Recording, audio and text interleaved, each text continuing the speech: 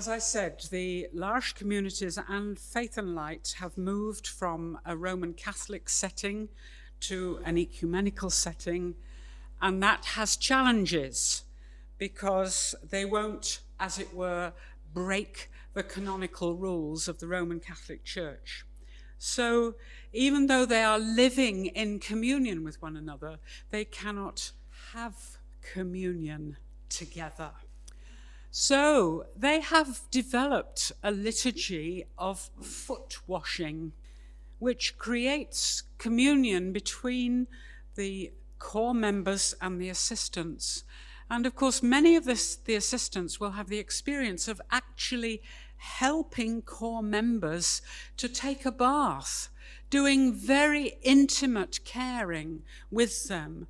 And somehow the foot washing becomes a sacrament of their bodily engagement.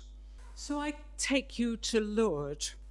In 1991, Jean Vanier asked me to go to the anniversary pilgrimage of Faith and Light in Lourdes. I felt very threatened. Lourdes, after all, is a place with a reputation for miracles, isn't it? And I had long since struggled with, the people who say, if you had enough faith and all that. And I felt very challenged, but I accepted the invitation, and I was to give a conférence, a talk for parents on Holy Saturday. But I found myself, as a Methodist minister, caught up in the whole thing, and they actually involved me as a minister alongside the Catholic priests at every point where it was canonically possible. I had an extraordinary experience in 1991 at that Lourdes pilgrimage, and I knew then that you can find healing without cure.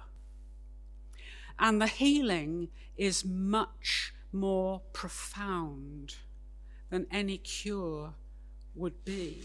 And if you waved a magic wand and Arthur's brain was normal tomorrow, he's missed out on 52 years of learning experience. How could he be, so say, normal?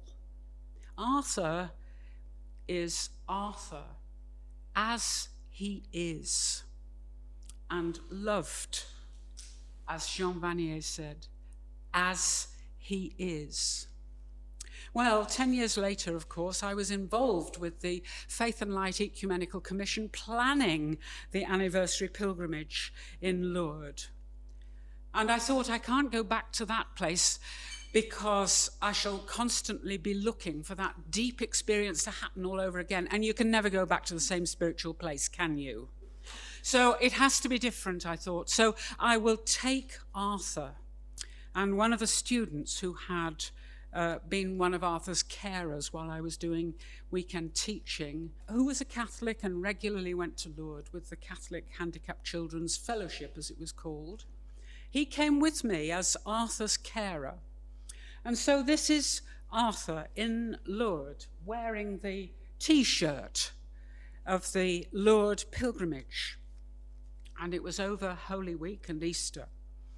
And on Maundy Thursday, all the little groups staying in the hotels around Lourdes gathered in their little groups to do the foot washing. Now, I want to use this story just to alert us again to the importance of getting the right balance between identifying with and acknowledging difference. When the L'Arche community or Faith and Light have a foot washing session, they sit in a circle and somebody gets up from their seat and kneels in front of their neighbour and washes the feet, and the person then blesses them, and then the person who's had their feet washed gets down and does their neighbour's feet round the circle. But Arthur's not going to get out of his wheelchair and wash his neighbour's feet, is he? And in that little circle, you experience the identity and the difference, and you have the capacity to say both and to get the balance right.